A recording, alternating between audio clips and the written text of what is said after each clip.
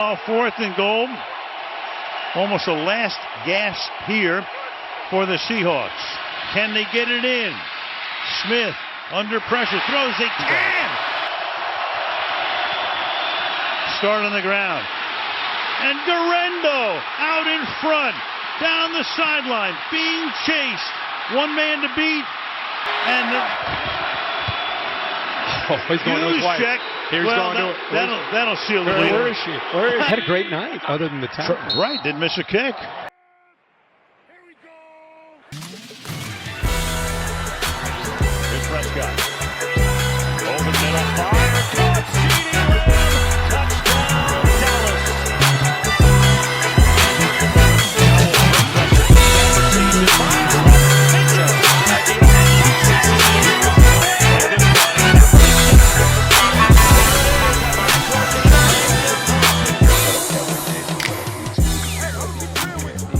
CeeDee Lamb, touchdown, Dallas. Dallas Cowboys and other NFL news.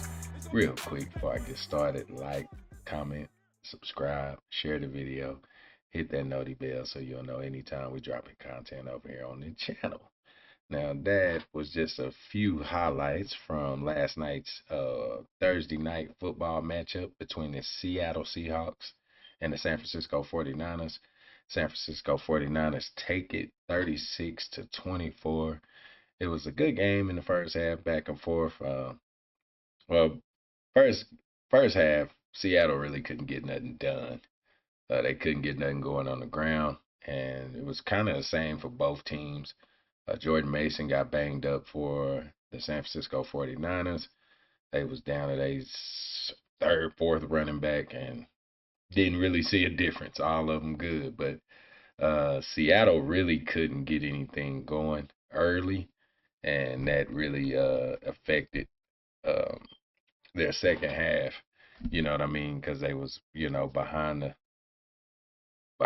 sticks, pretty much the whole first half. So they get to the first half, the second half, they get to rolling. They got a spark from Chenault with a long 100-yard kickoff return. And DK Metcalf just had a bad game. He was dropping the ball left and right.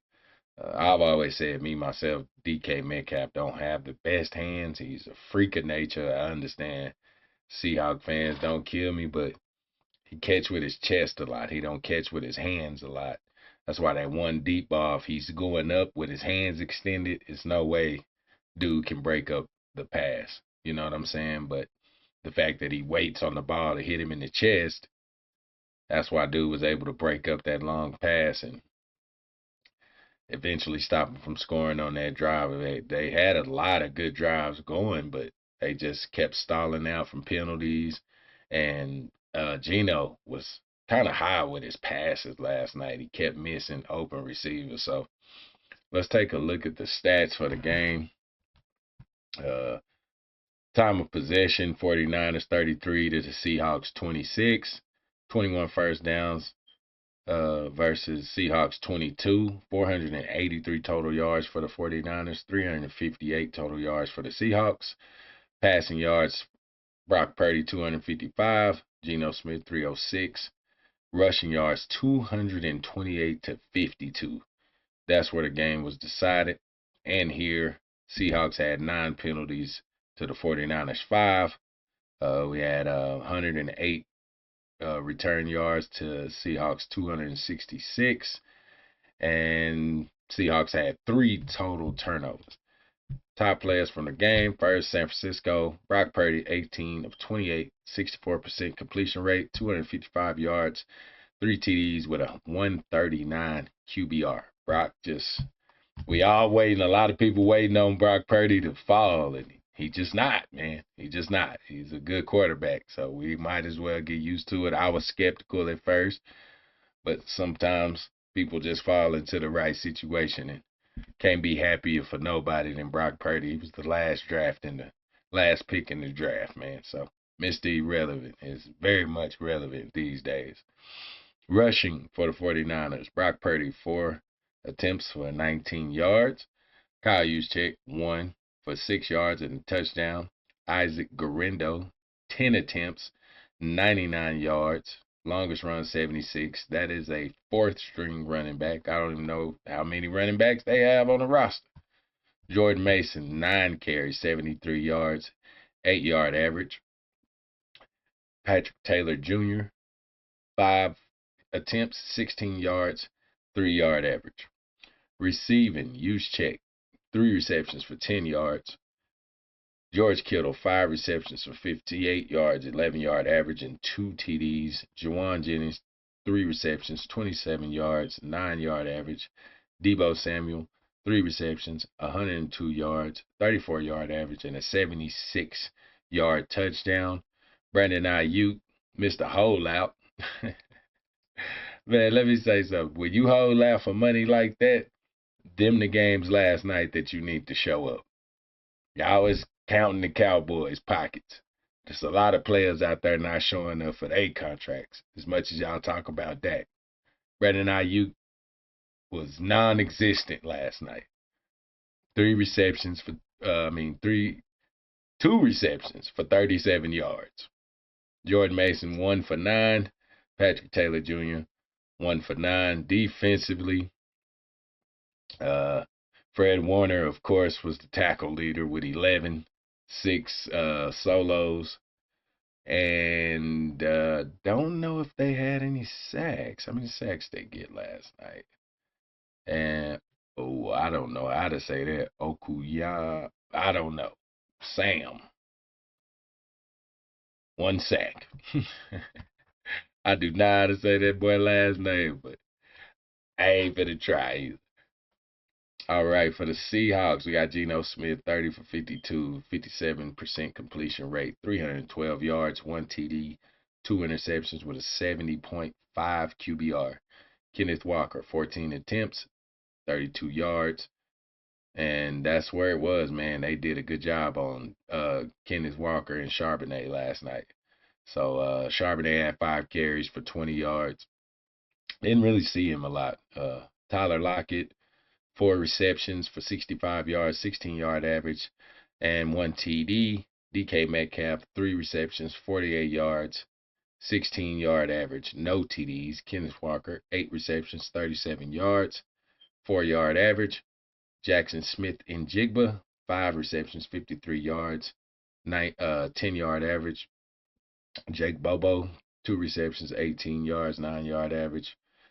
Charbonnet, 1 catch for 15 yards. A.J. Barner, 1 catch for 18 yards. And Noah Fant, 6 catches for 63 yards and a 10-yard average. Tackle leaders, we have Julian Love with 10. Jerome Baker and Tyrell Dodson with 7. Jonathan Hankins with 5. Ah, man, they stole Big Hank from us. I didn't even know that. No sacks or interception. No turnovers forced, period, by the Seahawks defense. So that was a good matchup last night. I will say that the Seahawks defense, they looked better than they looked against the Giants, I guess. But the Seahawks defense is really struggling right now. They're not winning up front. They weren't tackling particularly well last night, and they linebacker play, besides Baker, I think they linebacker play is pretty average. So good win for the Seahawks. I know they didn't want to go into, for the San Francisco 49ers, excuse me. I know they didn't want to go into the bye week 2-4 with the Cowboys right around the corner. Now, y'all might not care, that they're all facing us next, but hey, that's what you got. So, I appreciate how the Seahawks made it a game in the second half, but they couldn't seal the deal and get it a little bit closer. They could not stop the run, give up a lot of yards rushing. It's going to be rough. And Brock Purdy made some pretty nice throws last night. So San Francisco sitting at, 3-3, and Seahawks sitting at 3-3. So they both tied. I guess San Francisco sitting at first place in the West, with the Seahawks and the Cardinals right behind. So good matchup from them guys. And Cowboy fans, man, we got a matchup this week. Detroit Lions coming to AT&T Stadium. 3-1, just coming off a bye. So should be a good matchup this weekend. I'm ready to see what they've got. I know they upset about their little blunder last year when we played them, and they feel like they got robbed. But like we said last year, it was a penalty. Your coach should have kicked the extra point and took it into overtime. After the second time, you didn't get it. And when Micah jumped offside, y'all should have just, took it and went on. But you didn't. You went for it again, Dan Campbell, cost your team the game, and now y'all blaming us. So we can't wait to see y'all, just like I know y'all can't wait to see us. I know the boys ready to see y'all. You know what I mean? But I will say this. Y'all always talking about who the Cowboys beat. You know what I mean? It's always a conversation. When we do win a game, who did they really beat? All right, since we're going to get into that conversation, let's do it. Who have the Lions really beat?